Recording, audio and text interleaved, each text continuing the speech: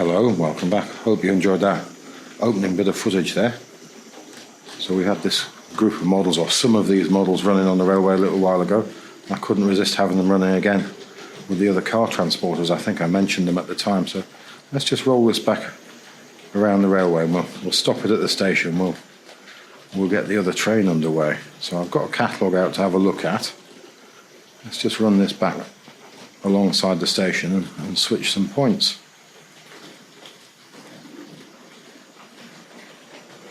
And now we can see the items from the CAR-A-BELLE set. So the box, as you saw, is in reasonable condition, but the inner has got some breaks and tear damage to the plastic moulding on the inside. Let's just switch these points. Let's go curved with those, and then let's just drop down to the other end, and we'll open this siding up here. So I'm trying to bring the controls with me, trying to keep everything to hand. So we want to go straight with that one. Let's just have a quick look over these. So we'll whip some of these off and have a look at them a bit later on. We'll dial in a bit of power. Ideally the other train with the vans will stay put. Now this is a smoking model, but we've got the smoking element removed from it at the moment. So that's quite effortless. Let's just come in there and have a quick look there. Lovely colours, aren't they? So vibrant. And there's that slightly later style brake van. So this is a later set. I think the set was available sort of 65 through to 69-ish. I've got it written on my notes, but obviously I'm not looking at them. Let's bring this around here, see if we can deal with these points without any derailments. And I have got a point to change, otherwise we're going to derail the whole train. So we'll just stop that there. And it's this one here we need to change, so we'll just keep an eye on that one. We'll make that one go curved again. And we'll swing around and see if we can give some power to that. We'll come in tight and have a look at those. I've just turned that switch a little bit too much there. Some slight yellowing to the grey plastic work there, but they are getting on a bit. And somebody has fitted a guard on the back of there, I think, waving a green flag by the looks of it. Hopefully we'll keep a bit of focus on there. So let's just stop that there for a moment. Let's have a swift look at page 4 and 5 of the 1965 catalogue. So here we've got the set here, new RS.62 CAR-A-BELLE train set. Consists of 060 locomotive with synchro smoke, 2 car transporters, 12 cars. Hopefully we'll keep focus here. Eastern Region brake van and an oval of Super 4 track with a ramp for automatic uncoupling. So we can see it's a fairly vibrant looking sort of thing. We've got the earlier R16 type brake van there. But quite an interesting page. We've got the old smoky set. And we've got the factory weathered 3F tank locomotive there. So a tender locomotive, sorry. And the wonderful sort of utility van with the bright coloured doors. Whoops, I'm knocking off a locomotive there. So I don't think it had the brightly coloured underframe. I've got a Freight Master there. So really lovely group of models. Freight Master set made for quite some time. And then we've got the pickup goods set. I think there are a number of variations of this. So I think it's probably time to get out one of these little industrial locomotives. I know Mr. Snooze has had a few of these running on his channel quite recently. I think we may have had that out. I seem to remember in my head having that out running in the very near past, although I think I can't remember. Yeah, I mended some of the verandas on these coaches, but I hadn't got the smoking model. So I think we should just have a quick look at the cover, and then we'll get some of these items running again. So I don't think this is a Terence Cuneo image, but it's still quite a exciting looking image with plenty of steam, isn't it? And that diesel locomotive passing away overhead, and you've got the steam and smoke coming from this rocket style locomotive there. So let's just pop that one away. Let's pop that down there. I just saw my notes there. Let's have a look when this set was. RS.62. Sorry for moving the camera so quickly. Yeah, 65 to 69 approximately. So I don't need those notes. So let's give this a little power and run this back towards the station, and then we'll get the other train on the outer line and see if we can get the pair of them running. But I think we'll also take the opportunity of whipping some of these things off the line. Let's move a few things around first. So we'll seal this into this side in here, I think. There we go. I'm just going to widen the camera because I realise I've got that set quite tight at the moment. Let's go really wide with it. So let's seal that into there like that, and then we want to open a route through to the other line. So let's make it reasonably interesting. So we'll go change that one to straight, and we'll change that one to straight as well. Yeah, let's back that along there, and then we'll come through that crossover. So a little power.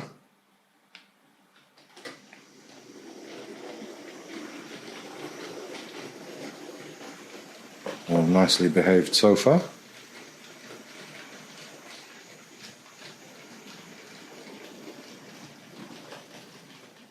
There we go. Now I've just got to attend to a switch or two just to make sure I've got the controller set up for what we'd like to do next. So we're all one railway at the moment? Yeah, we are. So we'll make this move, and then we'll split the railway into two. So let's get the points changed here. I don't know whether I can get low enough to see the signals from the height I can hold the camera, but we'll give it a go. So there we go, we'll go curved with those. And then let's see if we can get that to pass through that crossover.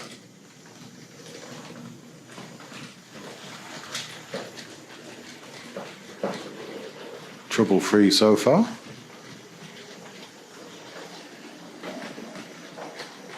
It's now nagging me that I haven't fully checked this outer line to see what's going on.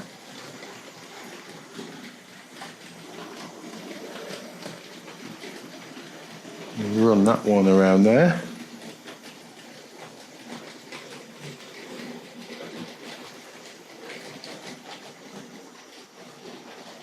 All quite nicely behaved so far.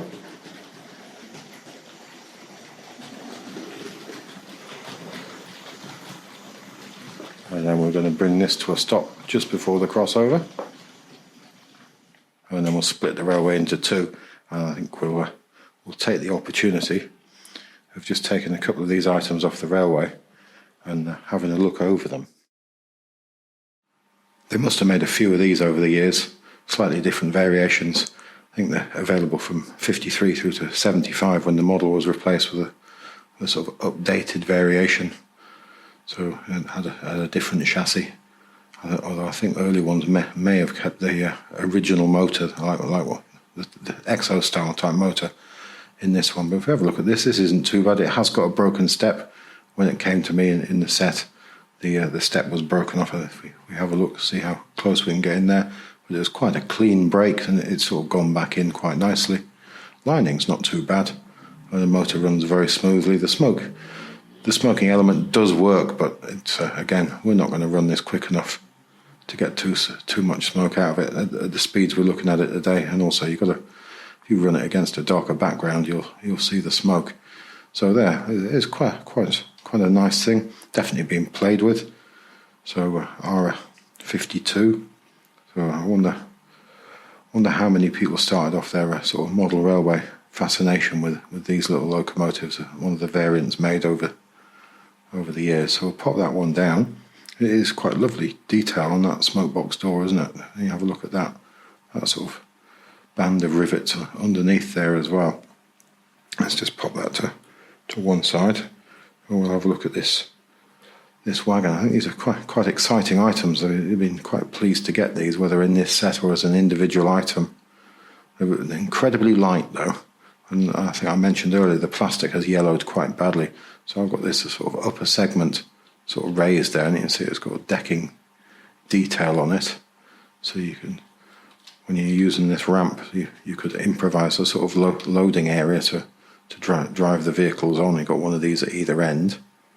So, but these are quite fragile. I have made some 3D printed variants of those for replacements, and the odd bit and piece to not on this one. I think on the black ones, on some of the sort of Canadian style ones I've had to make some replacement parts. So you see that goes in there quite nicely, and then you've got that whole upper deck. You have two vehicles. If you have a look at the insert picture, you can see one there. You get two vehicles on the inside there. So a little detail on the underside. So we've got Tri-ang and the model number there, R342. So I think these were available 65 through to the mid-70s. Although I think the cars that were used on them as time went on became slightly less detailed. I think they had black wheels on them. They look completely different with black wheels rather than the chrome wheels. So yeah, quite nice items these, although very, very light. Let's just pop that down, and we'll have a look at the brake van. So this is R636. This is the one that replaced the slightly earlier style one, the shorter wheelbase one. And I've got the chap has been sort of glued on there. I think we'll leave him there. He's not really doing any harm. So it has got that longer wheelbase. So got some nice printing. It is quite fine, the printing by this stage. So these came along in '67. I'm not sure how long it kept this model number, because I think they did go back to R16 for this van at some point, perhaps in the early '70s. So we'll just have a swift look on the underside there. We've got Tri-ang. I don't think we've got the model number on here, and made in England pinpoints. So all fairly nice. So grey roof. I'll pop that down. Have a quick look at a handful of these cars. That really lets get a handful. So they are tiny little things. So there is quite a range of these. You can see we've got nice sort of chrome parts, and they're lovely sort of deep colours, aren't they? So I quite like that colour. I think that's fairly impressive. So we have a Ford Angular there. Yeah, I think we had to look at the vans the other day, and it's very, very difficult to read this chrome. So yeah, Ford Angular, made in England, Minix. And we've got the squeaky wheels. Let's put that down. Let's see what else we've got here. That's a much bigger motor car, isn't it? It looks a bit more purposeful than the Ford Angular. So what have we got here? Very difficult. This is a Hillman, is it? Again, very difficult to read in there. So I'll know whether that's in focus when I look over the footage, but I'm sure somebody will tell me what these things are. So we'll pop that down. I think, is this the same car? No. Let's have a look. I think we might be the same car here, yeah. I think we're possibly the same vehicle. Let's see if that's any easier to read on the bottom. No. Whoops, we've dropped one there. Yeah, that says Hillman, and I really can't read that. So you are going to have to tell me what that is. So we'll put that one down there. What was it? This red one we dropped here. And again, that's a Vox. I think that says Vox. Well, I'm guessing because I can see V, and is it a Viva? And that's a number 3. And this is one of my favourite ones. So it's quite a stylish looking motor car. This one, I think I've got a number of these in different colours. It's a Sunbeam Alpine. I remember this one just by looking at it. So quite quite a pretty thing. I think I'd have enjoyed driving a vehicle that looked like that. Quite good fun. And this is a wonderful blue as well, isn't it? So you've got that headlamp detail, a little bit of radiator detail on the front. So this is a Hillman Imp. That's much easier to read, that one. So I think sometimes, really, when I'm looking in the back of the camera, this is almost completely burnt out at the moment. But we'll get that back on the rails. I can't remember the sort of the time that they made these over there. They did make them for quite a while. I've just changed all the points, so we should be able to get this to roll out onto the inside line. We'll get this underway, and we'll get some other things running at the same time. Let's just bring this to a stop round here, and I'm going to attend to those points behind me because I don't want it running back onto the inside of that station by itself, especially if I'm looking over my shoulder at other things. Let's stop that there. Let's just gently pan back around here. So we've got some double O items sitting over here as well. We could get those up and running. So we'll make that straight. There we go. And whilst we're looking at it, let's get that train up and running at a nice speed so we can then semi-ignore it. I picked up the double O then. Picked up the wrong controller when I was looking over my shoulder. There we go. Let's see if that will run away by itself now.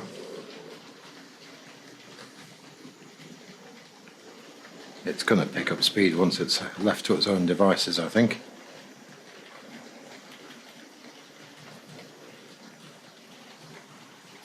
See if we can just drop down low and pick it up under the elevated track there.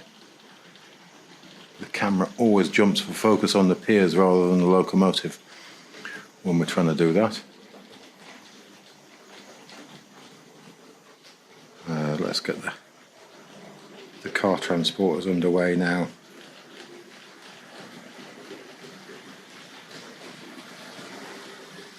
I've just realised I've left the lens set up very, very tight again.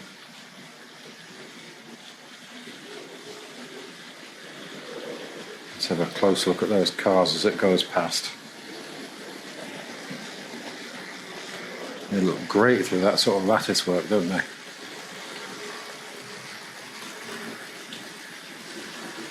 And I wonder if we can get a look at our guard on the back there as it sails around the railway there.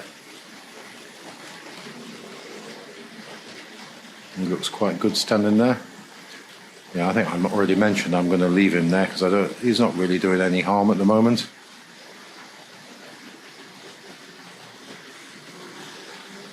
So let's just have a look for the train of vans. 262 tank locomotive, making very light work of that. It hasn't actually picked up any pace. I thought that was going to start to sort of charge away. Let's have a look in the top here as this goes round again.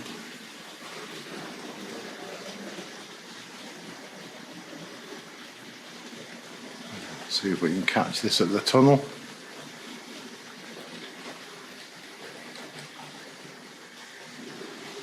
And I can hear the Ginty behind me at the moment. Let's just pan back around and see if we can catch the Ginty coming the other way now. Ooh, a little bit further away than I thought. I thought it was closer to me than that. There it is.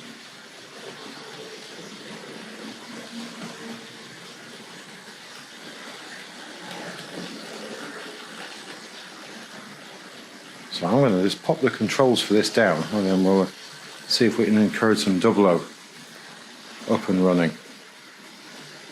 So let's just pop the controls down here. And I think we'll widen out the lens a little as well.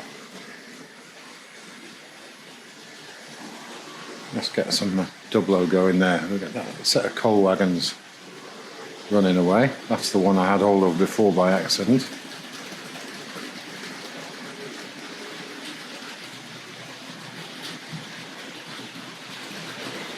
That's all looking good. And then let's see if we can get the diesel train up and running as well.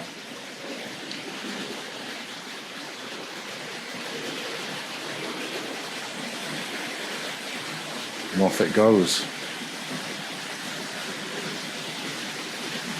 Ooh. That all of a sudden sounds a lot noisier, doesn't it?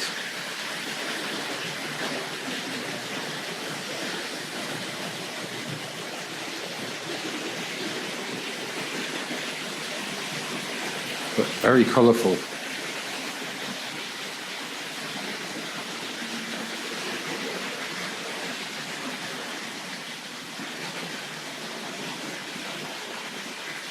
All the double O's at the far side of the railway at the moment.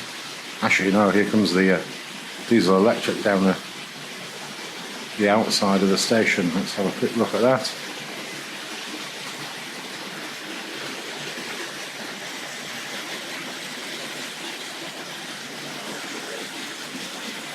Under the elevated track. Let's catch up with the Ginty here. Set quite a bit wider now so we can almost get the whole train in without bumping into things as I step backwards.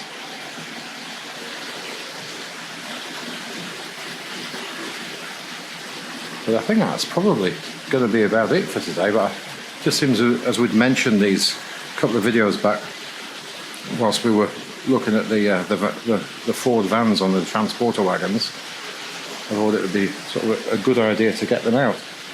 There's that coal train just about to come through shot there.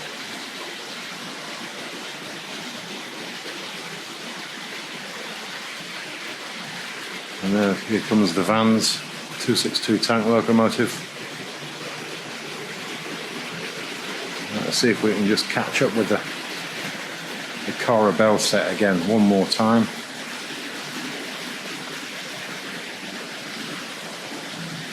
Here we're coming in from the left of shot now. There we go.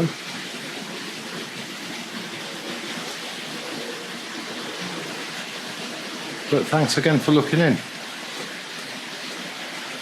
If you look back next time, we'll see if we can have something else interesting to look at. Actually, there will be something else interesting to look at, because I think next weekend is the Train Collectors Society show down in Leicester. Now, I'm definitely going down, and weather permitting. Sorry, I've got all